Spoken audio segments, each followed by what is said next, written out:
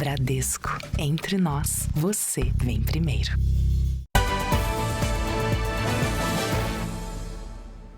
Olá, boa noite. Boa noite para você. A família de um dos suspeitos de envolvimento na execução do ex-delegado-geral Rui Ferraz Fontes divulgou imagens que mostram o rapaz em São Paulo no momento do crime. Mas, segundo a polícia, as digitais dele foram localizadas em um dos carros usados no crime em Praia Grande, no litoral paulista. Menos de 2 horas antes da emboscada ao delegado, às 4 da tarde do dia 15 de setembro, o jovem de calça preta e blusa azul aparece na imagem da câmera de segurança. Ele caminha calmamente pela rua no bairro do Grajaú, zona sul de São Paulo, e conversa com outras pessoas. O rapaz, segundo a mãe que não quer aparecer, é Flávio Henrique Ferreira Souza, um dos suspeitos de envolvimento na morte do ex-delegado-geral Rui Ferraz Fontes. Meu filho tem 24 anos, nunca teve passagem. O Flávio, ele estava indo para casa da namorada dele. E ali encontrou os amigos na rua e estava descendo para casa da namoradinha dele. Outro vídeo, gravado depois, às 6h30, também na zona sul da capital, reforça a versão da mãe. Desta vez, o jovem com roupas das mesmas cores empurra um carro. Neste horário, o ex-delegado já havia sido executado no litoral de São Paulo, a 75 quilômetros da capital. O atentado foi às 6h16. Não tem condições de estar em 2 lugares ao mesmo tempo. Ele estava no Grajaú, não sei quantos quilômetros de distância da Praia Grande, né? O ex-delegado-geral Rui Ferraz Fontes foi assassinado após sair do trabalho em Praia Grande, onde atuava como secretário de administração. O que faz a polícia acreditar na participação de Flávio no crime são as impressões digitais dele, que foram encontradas no carro usado na fuga dos atiradores. Além de Flávio, outros 3 suspeitos estão foragidos. A defesa disse que ainda não teve acesso ao inquérito, mas pretende entregar os vídeos à polícia. Eu pretendo pedir também a revogação da prisão dele e até para me manifestar também em relação às outras coisas que eles estão atribuindo ao Flávio. 4 pessoas estão presas. Daesli Pires, detida por transportar um dos fuzis usados no ataque. Luiz Batista, conhecido como Fofão, por ter ajudado na fuga de um dos atiradores. William Marques, o dono da casa usada pelos criminosos em Praia Grande. E Rafael Simões, apelidado de Jaguar, que, segundo a polícia, é um dos atiradores. Ele foi transferido para a carceragem do DEIC em São Paulo. A motivação do crime ainda é investigada, mas pode estar ligada ao histórico de combate ao crime organizado ou à atual função de Rui na prefeitura de Praia Grande, que poderia atrapalhar negócios do PCC. Consumo de bebidas alcoólicas adulteradas causa intoxicação e mortes em São Paulo. Influenciador suspeito de fraude milionária é preso no Panamá, mas é solto por falta de ordem de prisão internacional. Polícia do Rio de Janeiro caminha para ter recorde de apreensões de fuzis esse ano. Estados Unidos vão usar tropas do exército para combater terrorismo interno. Na ONU, Rússia nega ataques com drones a países europeus. E no Campeonato Brasileiro, Corinthians e Flamengo se enfrentam amanhã com transmissão ao vivo e exclusiva da Record na TV aberta.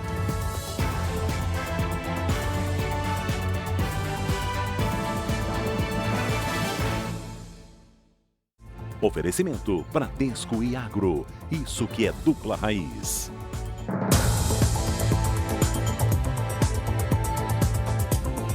O sistema de valores a receber do Banco Central já devolveu 11 bilhões de reais que estavam esquecidos em contas de diversas instituições. Olha, tem uma dica para você. Como o sistema é atualizado todos os meses, especialistas recomendam fazer a consulta no site do Banco Central regularmente. O Felipe descobriu que havia esquecido um pequeno valor numa conta bancária antiga. Uma quantia menor, né, mas tinham valores, e aí eu realizei o procedimento para fazer esses levantamentos desse dinheiro de forma automática. Dinheiro suficiente para pagar um cafezinho. Assim como o Felipe, muita gente não zerou o saldo de uma conta que fechou. Mas não só isso.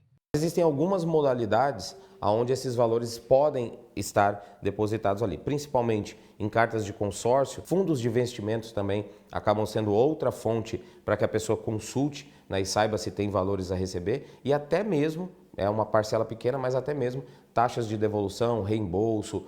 A consulta pode ser feita no endereço valoresareceber.bcb.gov.br com o CPF e a data de nascimento. Se houver alguma quantia, é preciso usar a conta gov.br para solicitar o resgate. Herdeiros também podem fazer a consulta e pedir a devolução de eventuais valores.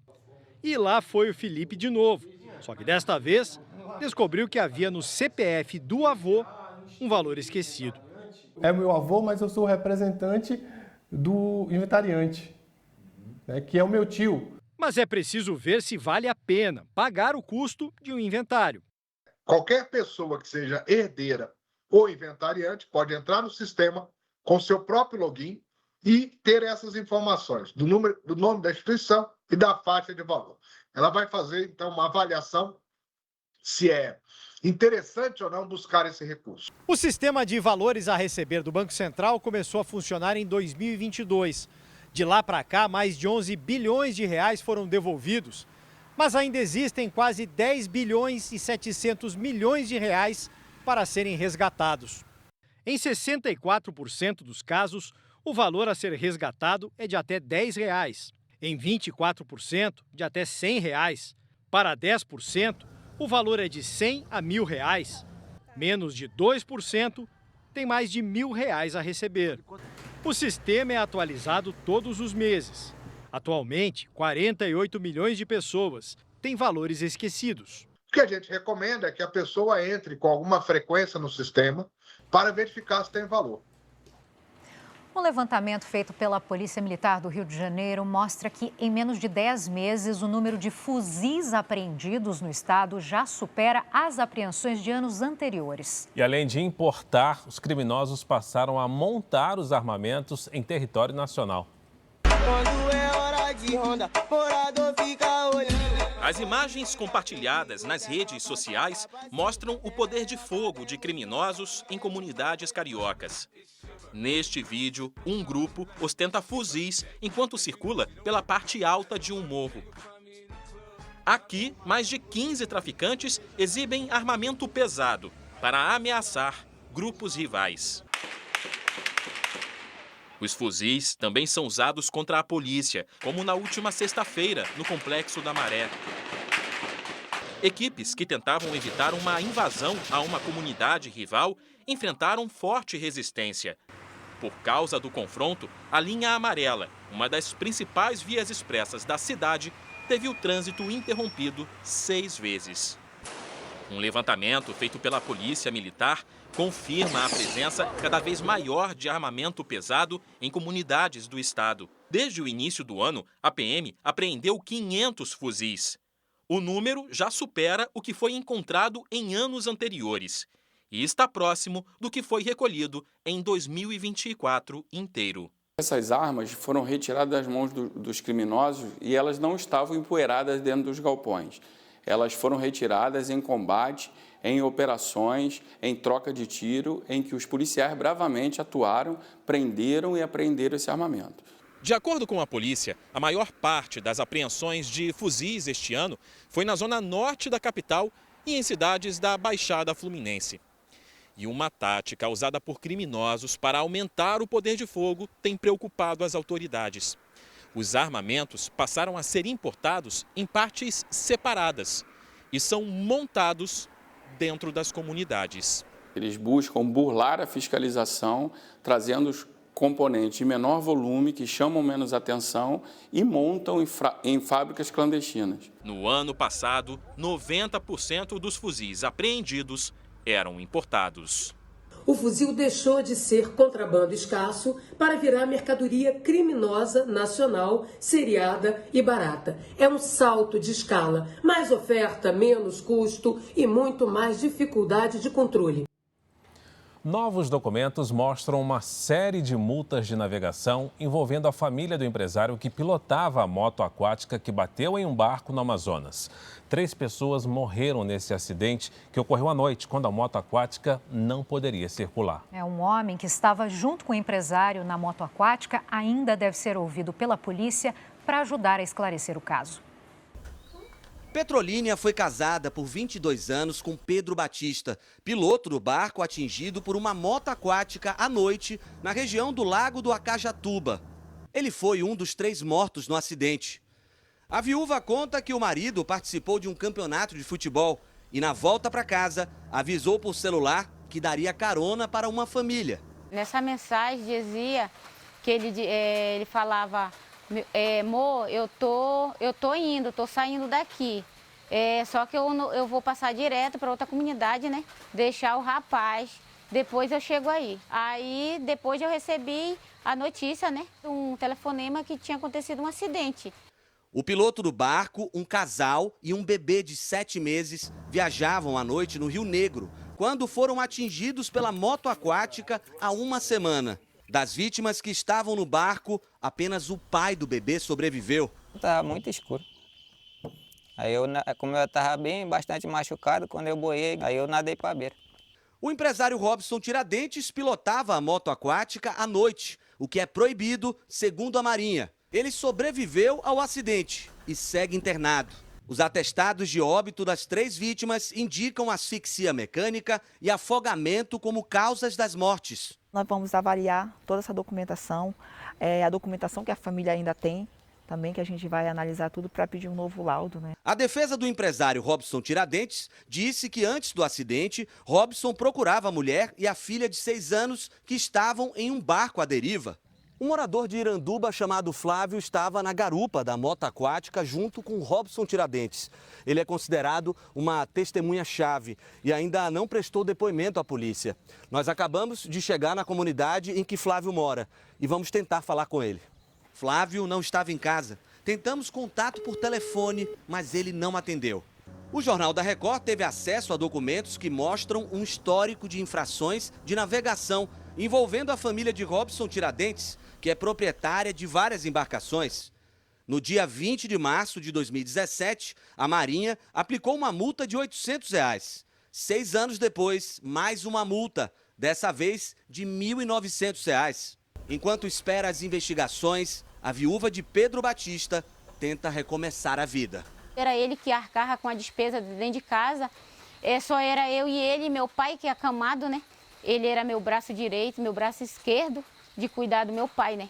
E eu não sei como vai ser, né, a despesa daqui para frente agora. Um influenciador que é procurado pela polícia por envolvimento numa fraude milionária foi detido no Panamá, mas solto horas depois. Segundo a polícia, Gabriel Spaloni, de 29 anos, chefia um esquema milionário de fraude bancária. Numa das ações foram desviados R$146 milhões em transações via Pix. O grupo usou login e senha de funcionários de uma empresa prestadora de serviços. Segundo o advogado, Gabriel foi liberado no Panamá porque não há ordem de prisão internacional e o nome dele não está na lista de procurados da Interpol. O influenciador é considerado foragido desde terça-feira, quando a polícia paulista deflagrou uma operação que prendeu 2 suspeitos, mas não localizou Gabriel. O advogado disse que ele seguiu viagem para Dubai. A Secretaria Estadual da Saúde confirmou hoje a morte de 2 pessoas por ingestão de bebida alcoólica clandestina em São Paulo. Ao menos 6 casos já foram confirmados por contaminação de metanol, substância adicionada a produtos falsificados. Quem sai à noite em busca de diversão em bares nem imagina que a bebida pode ter vindo de fábricas clandestinas. Apreensões recentes mostram que produtos são adulterados pelo crime. Todas as contaminações por metanol em 25 dias no estado de São Paulo foram depois de ingestão de bebidas como uísque, gin e vodka.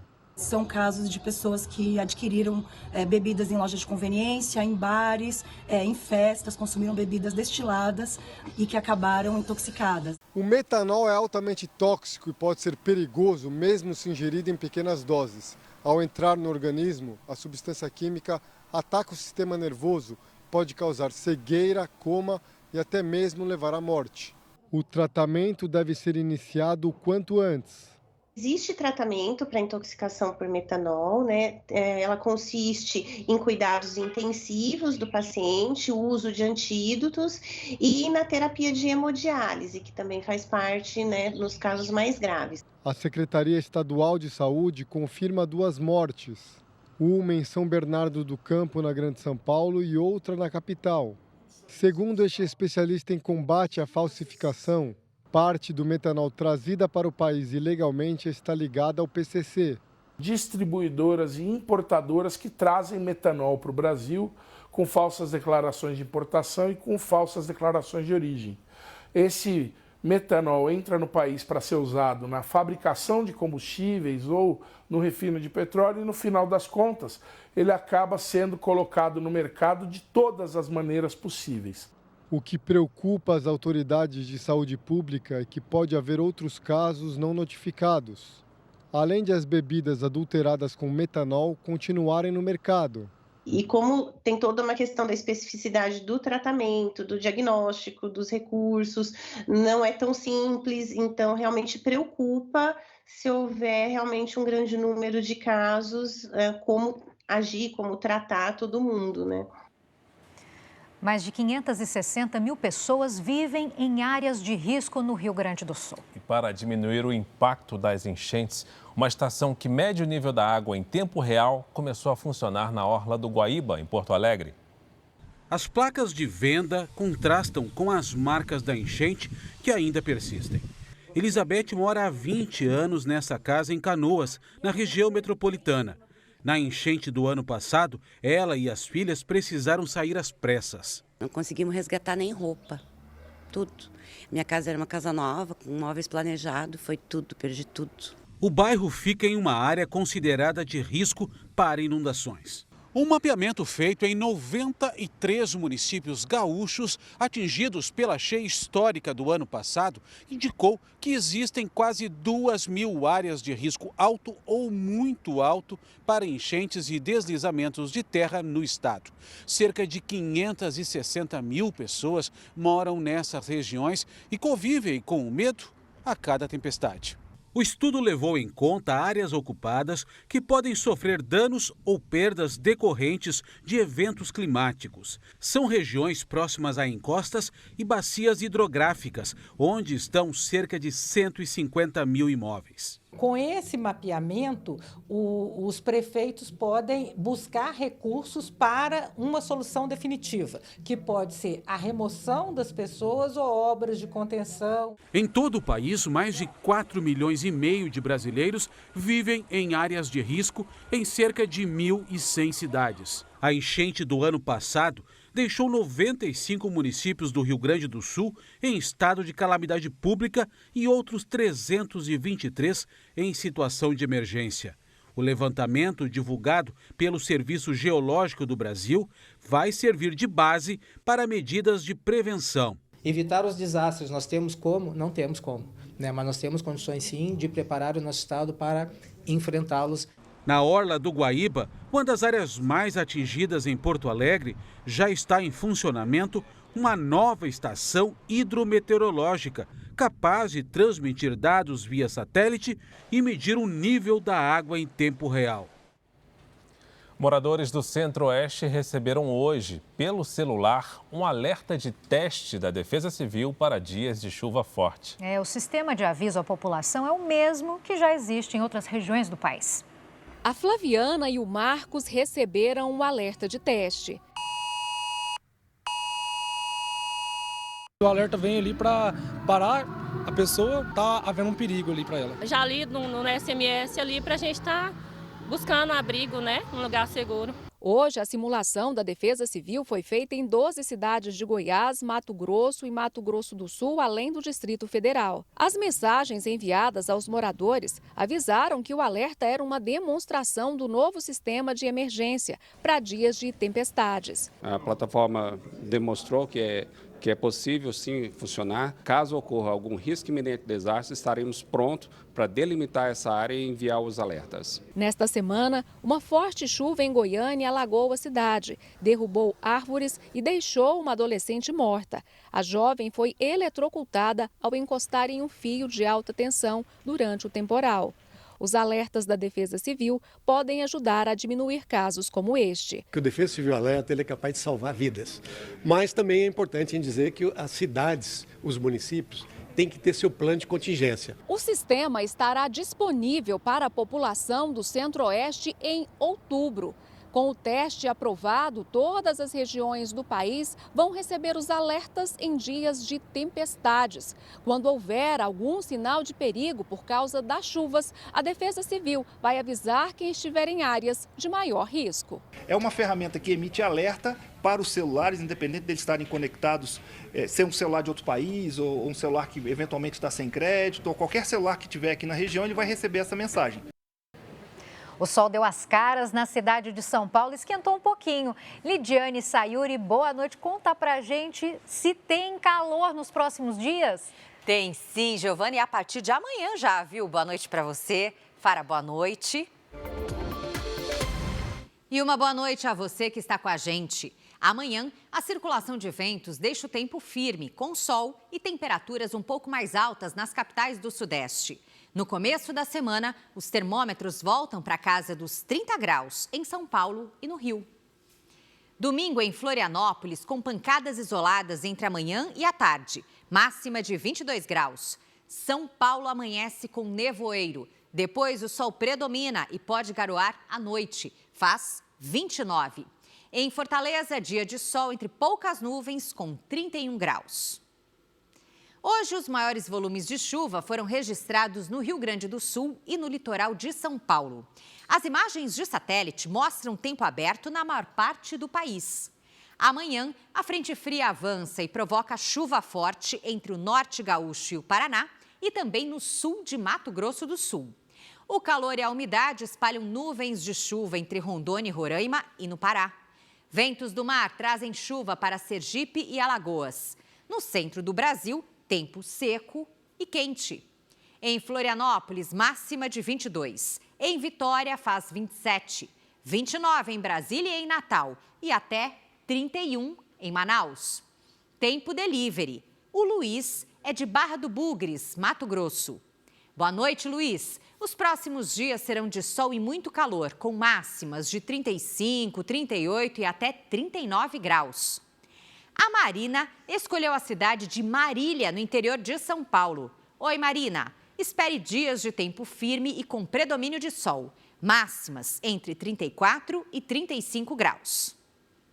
A gente quer ver você por aqui também. Participe pelas redes sociais com o nome de uma cidade e a hashtag você no JR. Giovana, Fara.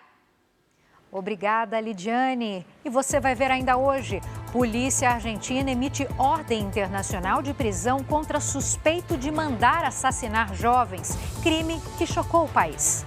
E a seguir, domingo tem o Super Clássico do Povo na tela da Record. Pelo Campeonato Brasileiro, confronto das duas maiores torcidas do país. Corinthians e Flamengo se enfrentam aqui em São Paulo.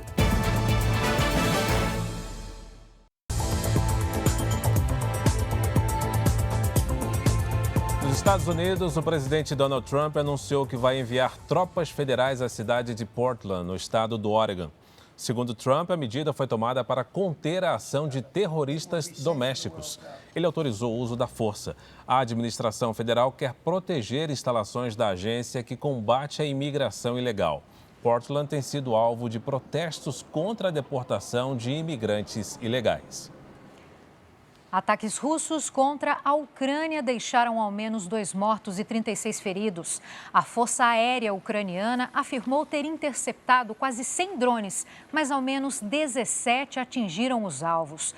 Um dos ataques foi registrado pela câmera de um veículo numa estrada da cidade de Zaporíjia, no sudeste da Ucrânia. A cidade abriga a maior usina nuclear da Europa, que está sem energia há 4 dias. Os dois países trocam acusações de ataques às instalações. Drones não identificados voltaram a sobrevoar a Dinamarca e desta vez foi sobre uma base militar. Em resposta, a União Europeia planeja construir um escudo contra esse tipo de invasão. Dessa vez, os drones sobrevoaram a base aérea de Karup, a maior da Dinamarca, que abriga o Comando de Defesa e compartilha a pista com um aeroporto comercial. Outros episódios como este foram registrados durante a semana. Aeroportos foram fechados e voos suspensos. Sem apresentar provas, o governo do país afirma que a Rússia está por trás da ofensiva. Em discurso na ONU, o ministro de Relações Exteriores, Sergei Lavrov, negou que o país planeja ataques contra membros da OTAN. Os voos de drones não identificados preocupam vários países. Hoje, o ministro do Interior da Alemanha afirmou que a União Europeia vai tomar medidas para se defender. Na semana que vem, líderes da União Europeia vão se encontrar em Copenhague para discutir o chamado muro antidrone. A ideia é montar um sistema capaz de detectar e destruir aeronaves suspeitas usando radares e mecanismos de interceptação. 10 países da fronteira leste do bloco concordaram com a estruturação do escudo, que terá um custo elevado. Nos campos de batalha da Ucrânia, os interceptadores de drones são muito eficazes, afirmou o comissário de defesa da União Europeia.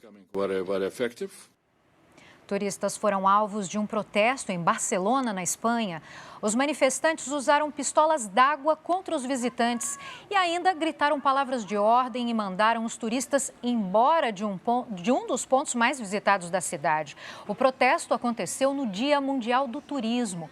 Os moradores alegam que o preço para se viver na cidade aumentou por causa da alta demanda de visitantes que o país recebe.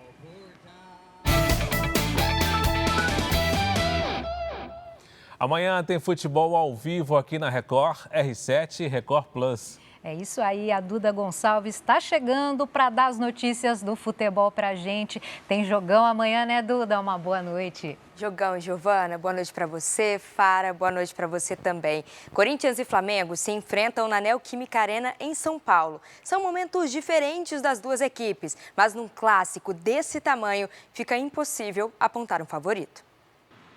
Será o confronto do líder Flamengo contra o Corinthians, 10º colocado. 22 pontos separam os times na classificação. Mesmo assim, o maior ídolo da história do Flamengo não se engana. O futebol é a única modalidade que os últimos podem ganhar dos primeiros. Então o Flamengo não pode bobear. E o Flamengo precisa entender que ele está disputando um título. Se o Flamengo mira a taça, o Corinthians precisa de paz. Ontem, no centro de treinamento, teve cobrança da torcida, que amanhã deve lotar as arquibancadas da Neoquímica Arena. Em campo, com Memphis Depay machucado, Yuri Alberto e Guinegão comandam um ataque.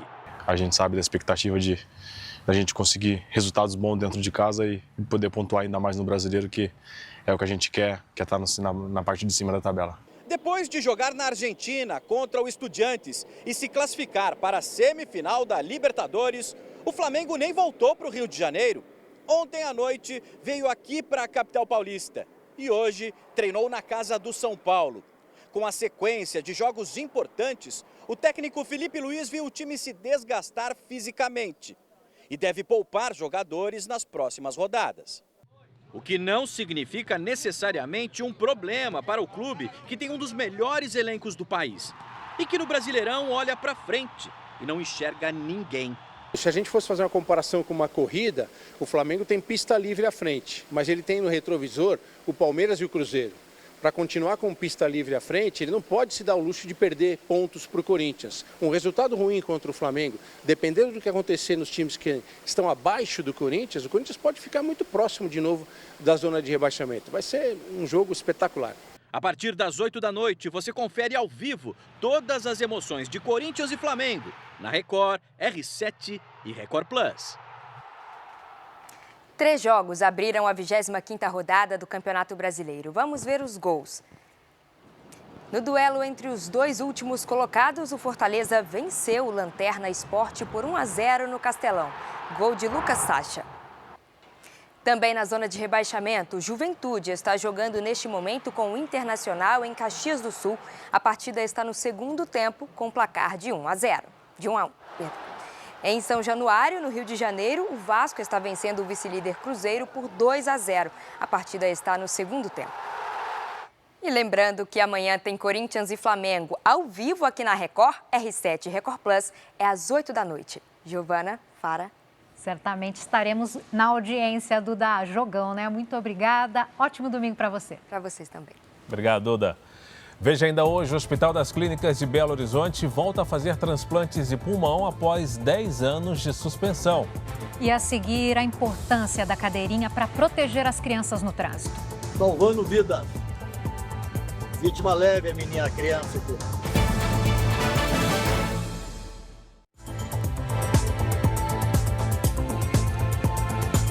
O montanhista de 24 anos foi preso ao tentar subir um arranha-céu em Varsóvia, na Polônia.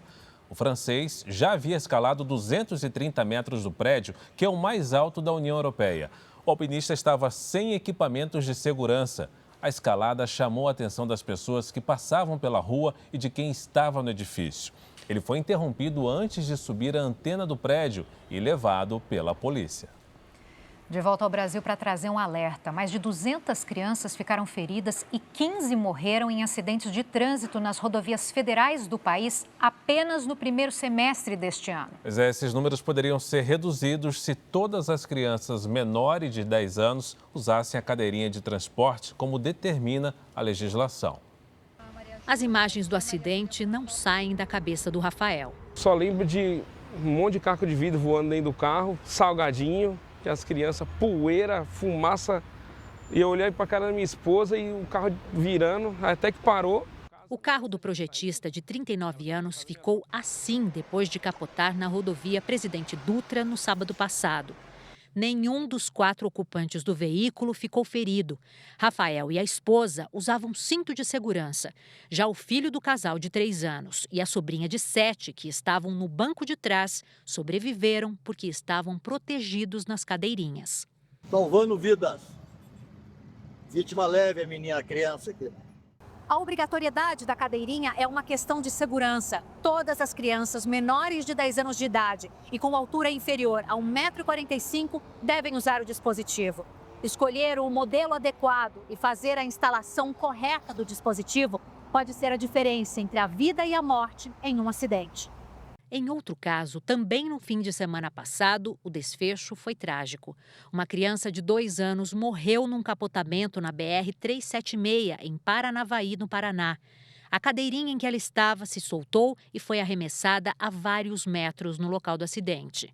No primeiro semestre deste ano, a Polícia Rodoviária Federal flagrou mais de 11.800 casos de crianças transportadas sem cadeirinha nas rodovias federais. Nesse mesmo período, 257 ficaram feridas e 15 morreram em acidentes por causa da falta ou do uso incorreto. O dispositivo de retenção, além de ser obrigatório por lei, ele reduz em até 70% a chance de morte ou de lesões graves em caso de acidente de trânsito. Até em baixas velocidades, a chance de ser arremessada do veículo ou até dentro do veículo sofrer lesões graves que podem levar à morte, elas são bem evidentes, bem claras nesse sentido. Uma resolução do Conselho Nacional de Trânsito, o CONTRAN, determina o uso do bebê conforto para crianças de até 1 ano de idade e cadeirinha para a faixa etária de 1 a 4 anos. A cadeirinha ela deve ser travada no cinto de segurança do próprio veículo, certo? Afivelada. E principalmente, depois de travar a cadeirinha, a criança tem que estar com toda a parte do cinto do dispositivo travado nela. Entre os 4 e os 7 anos de idade, o indicado é o assento de elevação. Dos 7 aos 10 anos, o transporte deve ser no banco de trás, sempre com cinto de segurança, desde que a criança já tenha a altura mínima exigida. A questão da altura do cinto de segurança, ele pode acabar causando danos no pescoço da criança, no rosto da criança. Então, por isso que ele tem esse assento de elevação, para que fique numa altura ideal a criança para estar na faixa do peitoral da criança. Quem é flagrado transportando crianças fora da cadeirinha é multado em cerca de R$ 290 e perde 7 pontos na carteira. Mais do que a multa, o risco pode custar vidas inocentes. O cinto e vai porque É o que eu falei, ninguém sai de casa para bater um carro, para nada, você sai para fazer o que você tem que fazer. Acontece muita coisa nesse trajeto, então a nossa parte vai ser perder uns minutinhos ali e você não está perdendo. Se eu não tivesse prendido meu filho, o que eu estaria falando aqui para você hoje? Na estrada, a segurança de todos é importante, especialmente das crianças. Por isso, use a cadeirinha. Na Argentina, a polícia emitiu uma ordem internacional de prisão para o suspeito de mandar torturar e matar 3 jovens em Buenos Aires. O crime foi transmitido numa rede social. Conhecido como Pequeno J, Tony Jansen Vitoriano é um traficante peruano de 20 anos que vive na Argentina. A polícia emitiu um pedido de prisão internacional. Segundo a investigação, Vitoriano planejou a execução das 3 jovens em represália a um suposto roubo de drogas e dinheiro.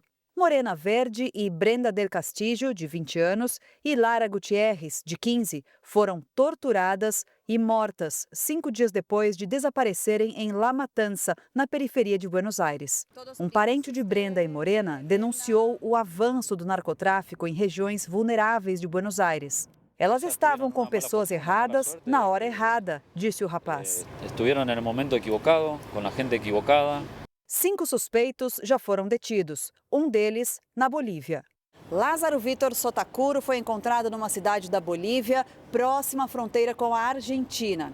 Ele está vinculado a um dos carros usados para levar as 3 jovens ao local onde foram assassinadas. Neste sábado, o movimento Nenhuma a Menos, que defende o direito das mulheres, promoveu uma marcha no centro de Buenos Aires. A manifestação pediu justiça para as 3 jovens. Me parece que é tempo de que nos interpelemos como seres humanos de la importância do respeto de la vida em geral.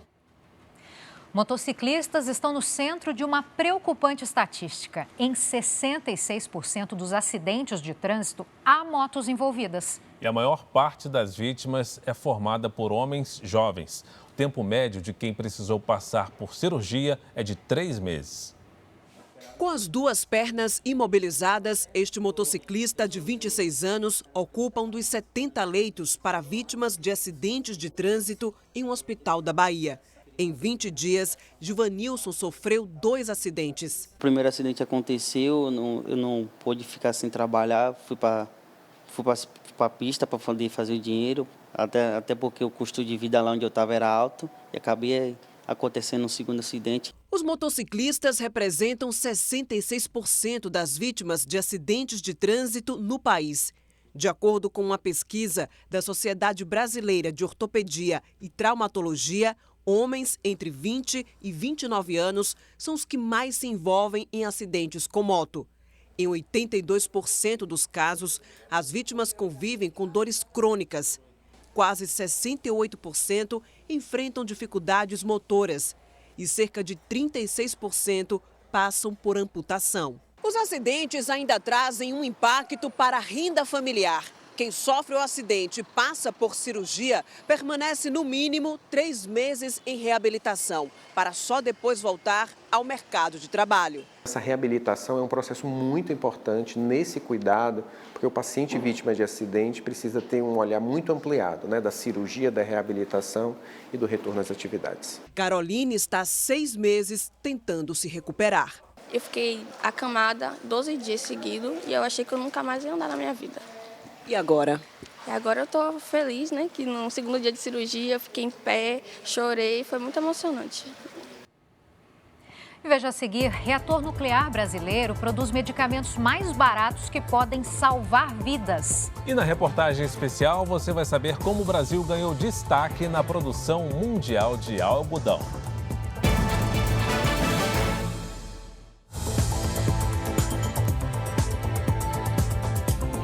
Quem está registrado no Cadastro Único do Governo Federal e mora em locais sem sinal de TV tem direito a receber, de graça, uma antena parabólica para assistir à televisão. No sertão de Pernambuco, essa é mais uma boa notícia que vem do espaço. Nas mãos do Luiz Fernando, um dos meteoritos encontrados em Santa Filomena. A pequena cidade do sertão de Pernambuco chamou a atenção do mundo em 2020, depois de uma chuva de meteoritos. Por conta da queda do meteorito, e hoje eu faço esse trabalho de divulgação científica graças à queda do meteorito. Então, nem toda pedra no caminho é um atraso. No meu caso, foi e continua sendo um avanço, né? Um desses meteoritos está em exposição em Brasília, na Câmara dos Deputados. No sertão, o Jackson diz que não sobrou mais nenhum. O meteorito caiu na cama dele e, claro, que num momento difícil, né? A mãe dele estava com câncer na época, precisava fazer um tratamento. E no momento mais difícil, o meteorito veio e ele conseguiu vender para pagar o tratamento. Quanto foi? 18 mil. A chuva de meteoritos atingiu Santa Filomena há 5 anos. E outra coisa vinda do espaço movimenta mais uma vez a cidade. O sinal via satélite dos canais de TV. O Gerlande e a Débora moram na área rural de Santa Filomena. Em casa, a TV antiga não pega nenhum canal. E o problema não é o aparelho. O casal se cadastrou no programa Brasil Antenado e recebeu uma antena parabólica digital. O equipamento e a instalação foram de graça. Agora eu vou mandar ele trabalhar mais para poder conquistar uma televisão para a gente. Ela dali já é antiga e a gente quer uma mais atualizada, melhor. 5 milhões de antenas parabólicas digitais foram distribuídas pelo programa, coordenado pelo Ministério das Comunicações. Os equipamentos substituem as antigas antenas que usavam a rede agora ocupada pela internet 5G. Em junho, foi lançada uma nova fase para distribuir o equipamento a 660 mil famílias de baixa renda. A primeira etapa termina no próximo dia 12 e vai atender, além de Pernambuco, os estados do Piauí, Rio Grande do Norte, Ceará, Pará e Maranhão. A condição para essa entrega são famílias que estão vinculadas ao Cade Único, né? E aí a gente promove a inclusão digital, a gente gera entretenimento para essas famílias através da TV aberta, gratuita e com qualidade. Estamos na área rural do município de Dormentes. Do centro da cidade até aqui, levamos mais de 1 hora de carro. Só tem essa estrada e o acesso é difícil com o tempo seco e complicado quando chove. Fácil mesmo por aqui, só assistir televisão. Os equipamentos já foram entregues. A Maria do Socorro fez o cadastro e 2 dias depois já estava com a antena instalada. Ela e a filha não assistiam à TV há 4 meses. A televisão parou, aí só assistia alguma coisa se fosse a internet, né? A qualidade é ótima, os canais todos pegam incrivelmente. O áudio é muito bom, sem chiar, sem nada. Foi só maravilha, né? Quem faz a distribuição e a instalação dos equipamentos é a EAF, uma organização sem fins lucrativos formada pelas operadoras que venceram o leilão do 5G, de onde vêm os recursos.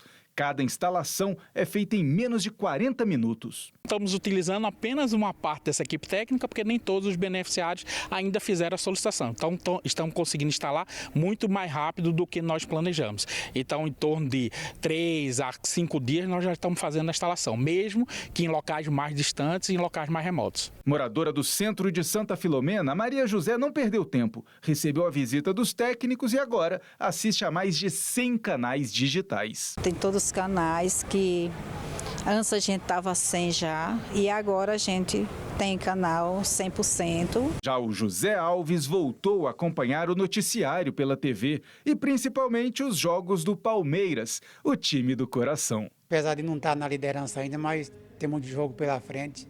Eu acho que a gente vai conseguir chegar a esse campeão brasileiro de 2025. É isso aí, seu José.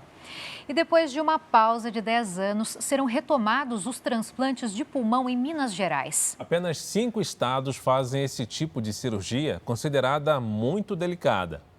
Foram meses de treinamento até a retomada do procedimento no Hospital das Clínicas da Universidade Federal de Minas Gerais. Os transplantes de pulmão estavam suspensos no estado havia 1 década. Por isso, os pacientes precisavam se cadastrar em outras regiões para fazer a cirurgia.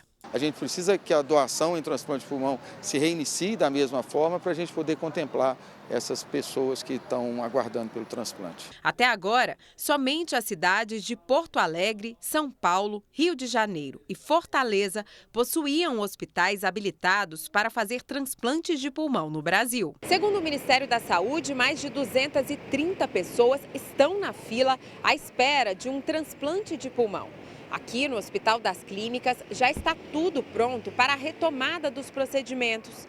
6 pacientes estão na fila. Eles esperam um doador compatível para finalmente receber o novo órgão. Segundo os médicos, a recusa familiar ainda é um dos maiores obstáculos para a doação de órgãos no país. 100% das famílias entrevistadas, na qual a gente dá a opção da doação de órgãos, 45% dessas famílias recusam a doação. Um dos motivos que leva à negativa é o desconhecimento da intenção do familiar em vida. O gesto de solidariedade dos familiares de um desconhecido salvou a vida da Sônia. Por causa de uma doença hereditária, há 18 anos, ela precisou fazer o transplante dos pulmões. Hoje, está bem e respira com tranquilidade. Às vezes os amigos me chamavam, mas eu não aguentava falar, então tinha que largar o rádio para lá. E isso para mim era a pior coisa do mundo. Mudou tudo, completamente tudo na minha vida. Hoje é Dia Nacional da Doação de Órgão, né? Então, a gente traz aqui uma sugestão para você, né? Perguntar para um familiar se tem a intenção de ser doador. Uma ação muito nobre, né? Salva vidas, literalmente. Nós vamos acompanhar agora os destaques do Domingo Espetacular, que amanhã começa às 6 da tarde. Um pedaço da gente que vai embora. Uma história que divide opiniões. Pergunta fica pros pais que tá ouvindo. O que você faria? Este homem perdeu o filho de 8 anos atropelado. Fez justiça com as próprias mãos. Não conheço um pai que vê seu filho agredindo e ele ficar quieto. Acabou preso, levado a júri popular e foi considerado inocente. Declaro lealmente Soares Souza absolvida e está sendo conduzida na denúncia. O senhor se arrepende de ter matado o homem que tirou a vida de seu filho? O mistério em torno do desaparecimento de um jovem de 16 anos. O mistério do sumiço do Eric, ele começa nesse ponto. Eric Rian saiu de casa para ir a um parque e sumiu sem deixar pistas. Ele foi visto pela última vez pela câmera do parque às 3 horas e 28 minutos no dia 21 de fevereiro. Depois disso, nunca mais. Há 7 meses, a mãe vive uma rotina de buscas, esperança e dor. Eu só queria que ele soubesse que a gente está esperando muito pela volta dele. E o nosso viajante Álvaro Ganeiro desvenda um tesouro escondido no sertão nordestino. Entre as paisagens das Carnaúbas e a brisa do interior está a Fazenda das Castanhas. Prepare-se para se apaixonar por Carnaúba, um destino fascinante e pouco explorado. Gastronomia de primeiro mundo aqui no Preá. É nesse domingo, um pouco mais cedo, às 6 da tarde, logo depois de às 7 ou caia. Um sistema de cultivo desenvolvido por pesquisadores brasileiros pode gerar uma economia de água de até 90%. E isso ainda aproveitando a matéria orgânica que seria descartada. Do tanque dos peixes direto para o cultivo de hortaliças. Nesse sistema, o caroço do açaí, que viraria lixo, é utilizado no processo de filtragem da água. Muitas vezes a gente encontra filtros para poder fazer uma produção sustentável sem poluir, que custam até $1.000 um metro cúbico. Aqui a gente consegue de graça. Esse é um sistema de aquaponia. Ao serem alimentados com ração, os peixes liberam dejetos ricos em nutrientes na água, que é filtrada e depois bombeada para um outro reservatório, para nutrir os vegetais. A estimativa é que o novo modelo de aquaponia, desenvolvido pela Universidade Federal Rural da Amazônia, gera uma economia de até 90% de água. Isso porque, aqui no modelo de cultivo tradicional, é necessário fazer a irrigação pelo menos 2 vezes ao dia. A tecnologia pode ser usada também para a criação de mudas. A solução é útil para recuperar áreas degradadas e no reflorestamento. Integrar ele não só para produzir o alimento, seja ele a proteína animal e o vegetal, mas também pudesse produzir muda, porque ele está na floresta. Dona Maria lida com a agricultura há mais de 50 anos. Mas aos 76, as limitações físicas chegaram e a dificuldade com o plantio tradicional aumentou. Agora, ela sonha com um sistema que pode facilitar o trabalho. Agora, para carregar água no balde não vai ser pesado, né? Mas você sabe que eu vou até experimentar. Quero experimentar, ver se dê certo mesmo, né? Uma parceria entre a Marinha e a Universidade de São Paulo permitiu que um reator nuclear que estava praticamente ocioso ampliasse as atividades. Pois é, e essa operação contínua do reator permitiu a retomada da produção de um medicamento usado no tratamento de vários tipos de câncer. A esperança de tratamentos mais baratos para o câncer no Brasil está neste prédio do Instituto de Pesquisas Energéticas e Nucleares, o IPEM, ligado à Universidade de São Paulo. Os protocolos são rígidos para entrar no reator nuclear que produz as substâncias. Esse aqui é um dosímetro, a gente põe para medir o grau de radiação a que a gente vai ser exposto. Para evitar que a radiação escape, uma porta só pode ser aberta quando a outra é fechada. Na sala de controle, operadores civis trabalham junto com militares. É essa parceria que torna possível a produção de lutécio-177, um medicamento radioativo importante, principalmente no tratamento do câncer de próstata e de tumores neuroendócrinos, que podem surgir em órgãos como pâncreas, pulmões e intestino. Aqui nós estamos no coração do reator. Nos últimos 10 anos, por falta de mão de obra, estava operando apenas 16 horas por semana. Agora, com a parceria com a Marinha, passou a funcionar 72 horas por semana. A água dessa piscina de 9 metros de profundidade nos protege da radiação. Aqui a gente consegue ver o coração do reator, que é o núcleo dele, onde está acontecendo os processos de fissão e os nêutrons estão sendo gerados. E aqui que a gente manipula as amostras que vão ser irradiadas. A gente coloca dentro do núcleo do reator, eles ficam expostos a nêutrons e quando a gente tira, a gente tem material radioativo. Os funcionários que operam o reator de pesquisa do IPEM estavam se aposentando e não havia reposição no mercado. Os militares passaram por um exigente processo de seleção na Marinha e depois por um programa de qualificação que dura 1 ano e meio. O almirante explica que a parceria tem função social para a produção do medicamento e de treinamento para os militares, que depois serão usados no programa nuclear brasileiro. Nós construímos um reator para a propulsão naval e nós precisamos preparar o pessoal que vai operar e garantir a segurança desse reator. Então, esses operadores, para se qualificarem para operar os nossos reatores, precisam ter uma experiência prévia em reatores nucleares. Atualmente, o lutécio-177 consumido no Brasil é importado. O tratamento com esse medicamento radioativo custa cerca de R$40 mil e não está disponível no SUS.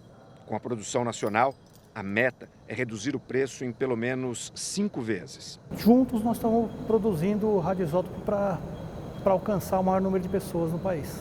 Todo mundo ganha. Todo mundo ganha.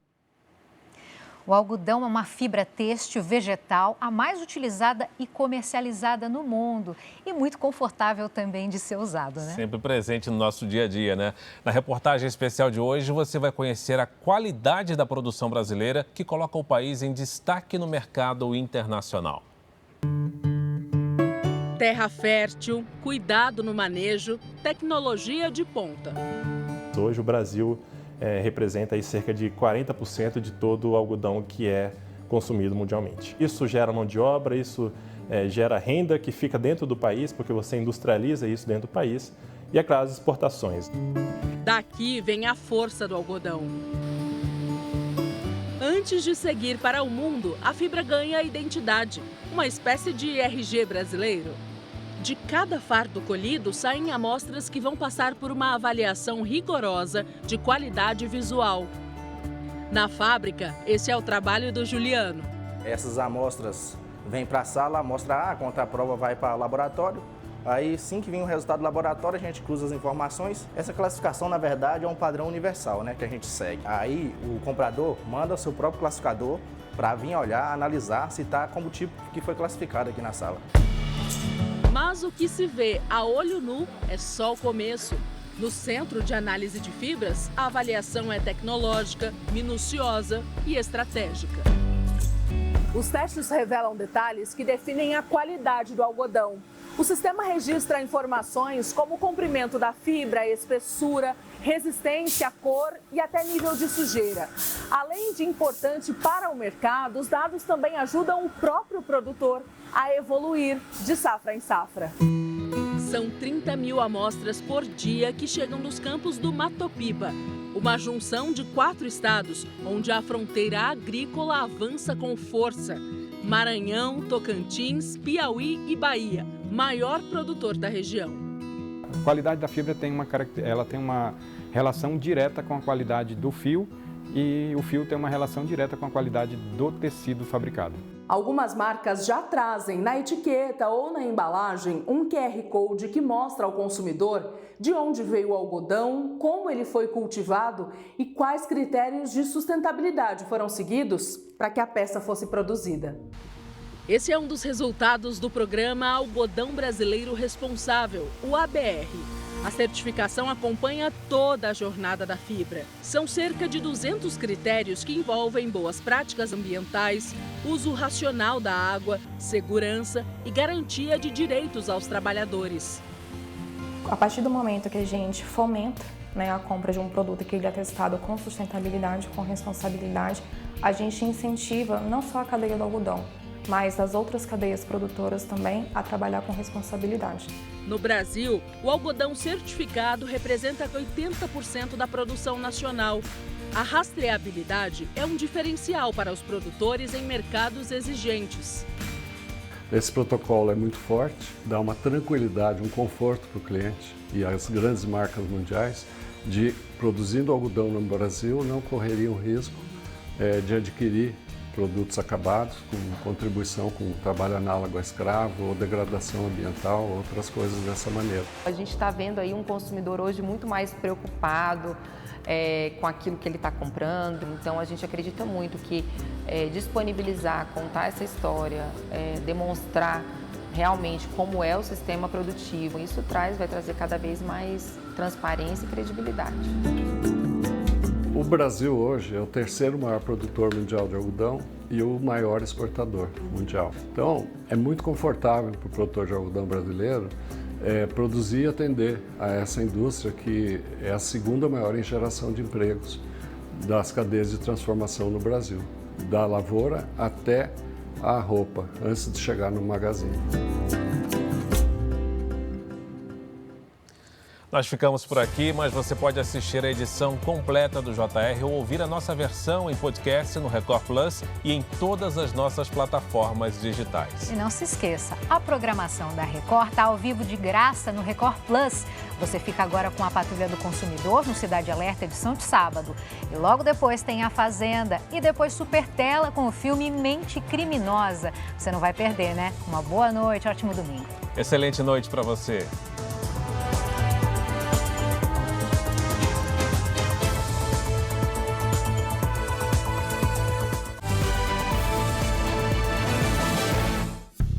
Bradesco, entre nós, você vem primeiro.